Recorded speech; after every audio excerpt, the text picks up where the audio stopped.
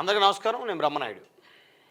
ముఖ్యంగా మన power 9 media ప్రేక్షకులకు, వీక్షకులకు నా హృదయపూర్వక నమస్కారాలు. సో మన ఛానల్ సబ్స్క్రైబ్ చేసుకొని వాళ్ళు ఎవరైనా ఉంటే దయచేసి ఖచ్చితంగా సబ్స్క్రైబ్ చేసుకోండి. ఆడారు అవినీతి ఆట. రోజా బైరెడ్డిపై క్రిమినల్ కేసులు పెట్టండి. ఆడుదాం ఆంధ్రపై ముగిసిన విజిలెన్స్ విచారణ. రాష్ట్ర ప్రభుత్వానికి 30,000 పేజీల నివేదిక. ఈరోజు ఆంధ్రజ్యోతిలో ప్రధానంగా వచ్చినటువంటి వార్త. నిన్న రాష్ట్ర వ్యాప్తంగా అటు ఆంధ్రప్రదేశ్ కాదు, ఇటు తెలంగాణలోని హైదరాబాద్లోని ఆంధ్రజ్యోతి ప్రధాన కార్యాలయం చుట్టుముట్టారు వైసీపీ శ్రేణులు. నిరసన కార్యక్రమం తెలియజేశారు. ఎందుకంటే వాళ్ళు వైసీపీ నేతల భార్యను ఉద్దేశిస్తూ రాసినటువంటి ఒక ఆర్టికల్ ఏదైతే ఉందో దాని మీద తీవ్రమైన అభ్యంతరం తెలియజేస్తూ వైఎస్ఆర్సీపీ నిరసన తెలియజేసింది. అయితే ఆ తర్వాత రోజు వచ్చినటువంటి వార్త ఆడారు అవినీతి ఆట. వైసీపీ ప్రభుత్వ హయాంలో ఆడుదాం ఆంధ్ర అంటూ రాష్ట్రంలో సాగిన అవినీతి ఆటపై విజిలెన్స్ నివేదిక ప్రభుత్వానికి చేరింది. ఈ వ్యవహారంపై సుదీర్ఘకాలం పాటు లోతైన విచారణ చేపట్టిన విజిలెన్స్ అధికారులు అవినీతిలో అప్పటి క్రీడా శాఖ మంత్రి రోజా, శాప్ మాజీ చైర్మన్ బైరెడ్డి సిద్ధార్థర్ రెడ్డి కీలక పాత్ర పోషించారని నిర్ధారించారు. వీరిద్దరిపైన క్రిమినల్ కేసులు నమోదు చేయాలని ప్రభుత్వానికి సిఫారసు చేశారు. వీరితో పాటు అప్పటి శాప్ ఇన్ఛార్జ్ ఎండి హర్షవర్ధన్ పైన క్రమశిక్షణా చర్యలు తీసుకోవాలని సూచించారు.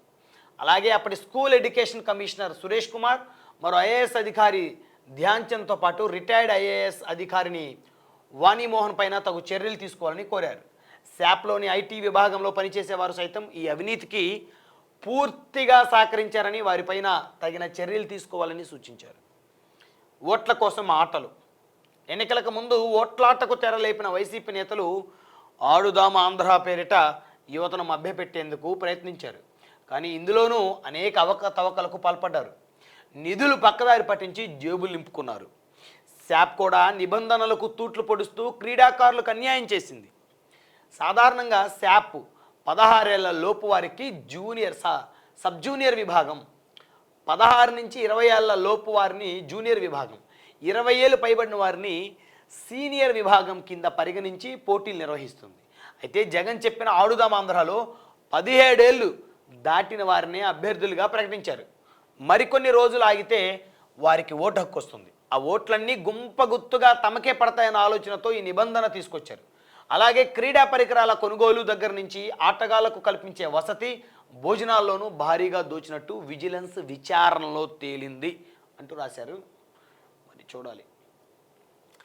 40 కోట్లు నిధులు దుర్వినియోగం. అధికారంలో ఉన్నన్ని రోజులు రాష్ట్రంలో క్రీడలను అస్సలు పట్టించుకొని వైసీపీ ప్రభుత్వం ఎన్నికల ముందు మాత్రం హడావిడిగా ఆడుదాం ఆంధ్ర అంటూ నిర్వహించింది. ఎన్నికల కోసమే ఈ డ్రామాలంటూ అప్పట్లోనే విమర్శలు వచ్చాయి.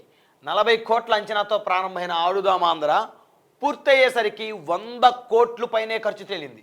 ఇంత భారీ ఖర్చుపై అప్పట్లోనే అనేక అనుమానాలు తలెత్తాయి. కూటమి ప్రభుత్వం అధికారంలోకి వచ్చిన తర్వాత ఎమ్మెల్యేల ఫిర్యాదుతో స్పందించిన ప్రభుత్వం విజిలెన్స్ విచారణకు ఆదేశించింది. విచారణలో విజిలెన్స్ అధికారులు 600కు పైగా ప్రాంతాల్లో వందలాది మందిని విచారించారు. 30,000 పేజీల నివేదికను ప్రభుత్వానికి అందించారు. ఈ క్రమంలో ఆడుదాం ఆంధ్ర పేరిట మొత్తం 40 కోట్ల మేరకు నిధులు దుర్వినియోగమైనట్లు విజిలెన్స్ అధికారులు నిర్ధారించినట్టు తెలిసింది.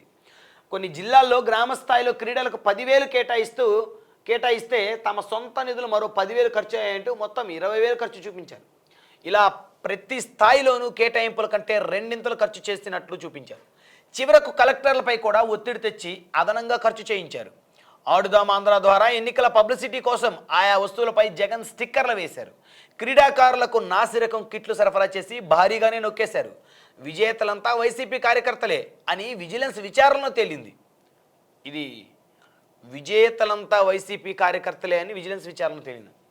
విజిలెన్స్ నివేదిక అందిన తరుణంలో ఏసీబీ లేదా సిఐడి ద్వారా విచారణ చేయించాలని ప్రభుత్వం భావిస్తుంది. విజిలెన్స్ విచారణలో కొన్ని అవకతవకలు బయటపడ్డాయి.